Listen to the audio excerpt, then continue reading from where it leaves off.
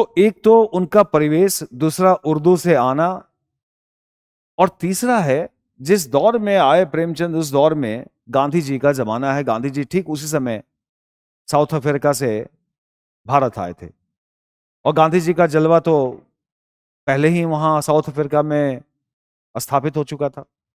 भारत के लोग बड़े उनसे प्रभावित थे। जब आए तो पूरा भारत गांधी जी के नेतृत्व में चल पड़ा, और धीरे धीरे गांधी जी बहुत पॉपुलर हुए और भारतीय जीवन पर उनका बड़ा गहरा असर पड़ा। प्रेमचंद पर भी गहरा असर पड़ा, और फिर प्रेमचंद गांधी जी से प्रभावित होकर लिखने लगे, जो गांधी जी के विचार थे उनसे प्रभावित होकर, और इतने प्रभावित हुए कि 20-21 तक जाते जाते नौकरी भी छोड़ दी। गांधी जी ने कहा कि नौकरी छोड़ो, असहयोग आंदोलन 20 में, तो प्रेमचंद ने भी जोश में आके नौकरी छोड़ दी। और फिर उसके बाद उनका जीवन बड़ा कष्टमय भी था। लेकिन लेकिन खैर, कष्ट बड़ा नहीं है, बल्कि राष्ट्र और देश का जो मुद्दा था वो बड़ा था, है ना। ऐसा नहीं है कि उन्होंने कोई छोड़ के गलती की और बाद में पछतावा हुआ, नहीं, उन्होंने जानबूझकर नौकरी छोड़ दी और पूरी तरीके से गांधीवादी होकर लिखने लगे। गांधीवादी होने का मतलब क्या है? गांधीवादी होने का मतलब है सत्य, अहिंसा, सदाचार, आदर्शवाद, है ना। और प्रेमचंद भी इन्हीं चक्रों में आ गए। गांधी प्रेमचंद के रचनाओं में भी आप यही देखेंगे, वो भी अति आदर्शवाद और गांधी जी के आदर्शवाद से प्रभावित हुए। और गांधी जी का आदर्शवाद ये कहता था कि पाप से घृणा करो, पापी से नहीं, क्योंकि पापी सुधर सकता है। यानी कि जो बुरा कैरेक्टर है, बुरा व्यक्ति है, अगर हम उसको सुधारने की कोशिश करेंगे तो सुधर सकता है। भले ही पाप या बुराइयां खत्म नहीं होंगी, लेकिन आदमी में परिवर्तन हो सकता है। अगर कोशिश की जाए तो हृदय परिवर्तन हो सकता है, आदमी बदल सकता है, उसे सुधारा जा सकता है, वगैरह वगैरह। तो गांधी जी इस तरह के आदर्शवाद से प्रभावित थे। दूसरी बात कि गांधी जी की चिंता क्या थी? सत्य, अहिंसा, सदाचार, असहयोग, विरोध करना, स्वदेशी आंदोलन और देसी शिक्षा को बढ़ावा देना, ग्रामीण जीवन को बढ़ावा देना। प्रेमचंद इन्हीं चीजों से प्रभावित हुए, और यही वजह है कि प्रेमचंद के शुरुआती दिनों में गांधीवादी विचारों का उनके ऊपर गहरा प्रभाव है। और इसीलिए प्रेमचंद किस तरह के लेखक हैं? यथार्थ तो लिखते हैं, लेकिन यथार्थ में क्या मिला देते हैं? आदर्शवाद। इसीलिए उनके लेखन को क्या कहा गया? आदर्शोन्मुख यथार्थवाद। यानी कि उनका यथार्थवाद तो है, लेकिन वो आदर्श के तरफ उन्मुख है, आदर्श के तरफ मुड़ा हुआ है। और इसका मतलब क्या? इसका मतलब है कि वो सामाजिक जीवन की समस्याओं को उठाते हैं, घर, परिवार, समाज, समस्याओं को बड़ी अच्छे से उठाते हैं। वो हमारी आंखें खोलते हैं, लेकिन अंत में जाते जाते जाते वो अंत में क्या कर देते हैं? एक आदर्शवादी समापन कर देते हैं कि जो कैरेक्टर है वो सुधर गया, जो बुरा व्यक्ति है उसका हृदय परिवर्तन हो गया। और उनकी कहानियों में आप ऐसा ही देखेंगे। इसीलिए उनकी कहानियों को आदर्शोन्मुख यथार्थवादी कहानियां नाम दिया गया। लेकिन हम सब जानते हैं कि समय समय के हिसाब से हमारी विचारधारा, हमारा दृष्टिकोण भी बदलता रहता है। जो प्रगतिशील व्यक्ति होता है उसका नजरिया बदलता रहता है, और बदलना भी चाहिए। ये नहीं कि एक बार जो सोच लिया वही सोचकर जीवन भर सोचते रहे, ये जीवन भर उसी में लगे रहे। कुछ लोग ऐसे भी होते हैं जिनको हम लोग कहते हैं यथा स्थितिवादी, जो बस एक धारणा बना लिया, कह रहे फलना पे भरोसा मत करना, अब जीवन भर उसी पे बैठे हुए हैं। हमारे समाज में आप अक्सर सुनेंगे, है ना, फलना एक जाति पे भरोसा मत करना, फलना कम्युनिटी पे भरोसा मत करना, स्त्रियों पे भरोसा मत करना, तो पुरुषों पे भरोसा मत करना, और वही जीवन भर उसी धारणा चलते रहते।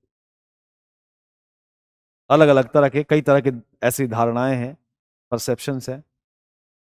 लेकिन प्रेमचंद समय के साथ बदलते रहे, और बाद में जब देश दुनिया की स्थितियां बदली और यथार्थवाद का जमाना आया, मार्क्सवादी विचार आए, दुनिया में आदर्शवाद टूटता नजर आया, जीवन की सच्चाइयों को प्रेमचंद ने देखा, और फिर प्रेमचंद को लगा कि ये धोखा देना ठीक नहीं है अपने आप को, आत्म प्रवंचना है, कि अरे चलो नींद में सोए हुए हैं, ख्वाब देख रहे हैं कि सब सुधर जाएगा, एक दिन रिजल्ट आएगा उसमें मेरा नाम आ जाएगा। ऐसा तो नहीं होगा ना। तो इस तरह के ख्वाब से प्रेमचंद का मोह भंग हुआ, और फिर प्रेमचंद ने क्या किया, अब गांधीवादी विचारों से अलग हटकर उन्होंने जीवन की सच्चाइयों को लिखना शुरू किया। और अब उनकी कहानियों का अंत आदर्शवादी अंत नहीं है, बल्कि एकदम जो जैसा है यथार्थवादी अंत। इसीलिए प्रेमचंद की कहानियां दो हिस्सों में हम लोग उसे बांट सकते हैं, वर्गीकृत कर सकते हैं। एक तरह की कहानियां वो हैं जो प्रारंभिक दौर की हैं, जो आदर्शवाद से प्रभावित हैं, और दूसरी कहानियां वो हैं जो उनके जीवन के, उनके लेखन के परवर्ती दौर की कहानियां हैं, जिन कहानियों में घोर यथार्थवाद है, आलोचनात्मक यथार्थवाद है, जहां जीवन के प्रति निर्मम आलोचना है, वहां कुछ भी ढकने छुपाने की कोई कोशिश प्रेमचंद करते दिखाई नहीं देते। मसलन उनकी पहली कहानी जो इस बुक में लगी हुई है, कफन, एक ऐसी ही कहानी है। 1928 में उनकी कहानी आई ठाकुर का कुआं, और ठाकुर का कुआं में उन्होंने जातिवाद, छुआछूत पर जोरदार व्यंग्य किया है, जोरदार तरीके से उसको रखा है।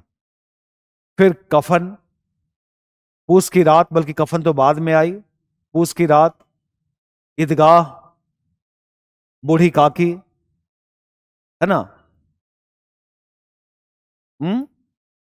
और ऐसी जितनी कहानियां हैं, उनकी जितनी भी कहानियां हैं, शतरंज की खिलाड़ी, है ना, और अंत में जाकर उनकी सबसे अंतिम कहानी मानी जाती है कफन। और कफन में तो एकदम उन्होंने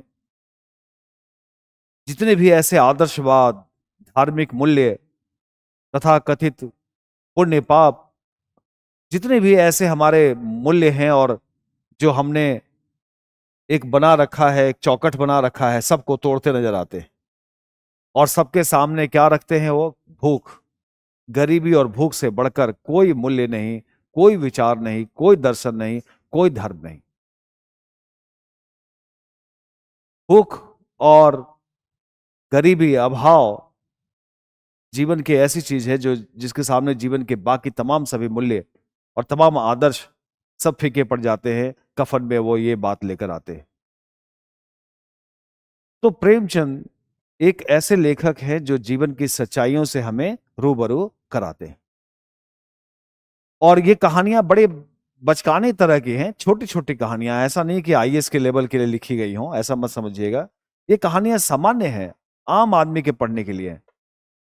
लेकिन इन सामान्य कहानियों का यदि हम विश्लेषण करें, विवेचन करें, तो हम पाते हैं कि ये कहानियां बेशक छोटी हैं, लेकिन ये कहानियां बड़ी बड़ी बात कहती हैं।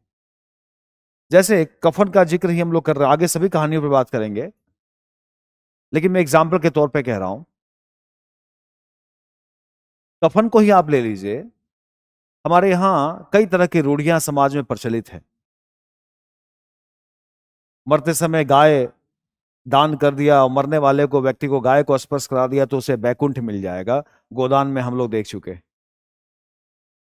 कितना हास्यास्पद है कि जो व्यक्ति जीवन भर गाय नहीं खरीद सका, जिस व्यक्ति की आर्थिक स्थिति अच्छी नहीं है, उस व्यक्ति को मरते वक्त गाय देने की और गाय दान करने की बात कही जा रही है। ये कितना बड़ा मजाक है। जो व्यक्ति भूखा है, प्यासा है, खाया नहीं है कई दिनों से, गरीब है, उसको कहा जा रहा है कि पैसे, समाज भूख के लिए जब वो पैसा मांगता है रोटी के लिए, अपनी भूख मिटाने के लिए, तो कोई कुछ नहीं देता। लेकिन जब कफन के लिए पैसा मांगता है तो सब दे देते हैं। कल हमारी सोसाइटी में वो निकला, उसके लिए, वो सपोर्ट करने के लिए, कि ऑपरेशन सिंदूर के सपोर्ट में, तो मुश्किल से 25-30 कोई 10,000 की सोसाइटी है, और उसमें से मुश्किल से 25-50 लोग निकल के आए। तो लोग कह रहे थे, मजाक कर रहे थे, सही मजाक कर रहे थे, कि अगर भंडारा का भी लग जाए तो सारे लोग निकल आते हैं। हमारे दिल्ली में आपने देखा होगा। लेकिन कोई जरूरत पे, किसी काम पे निकलना हो तो कोई नहीं निकलता।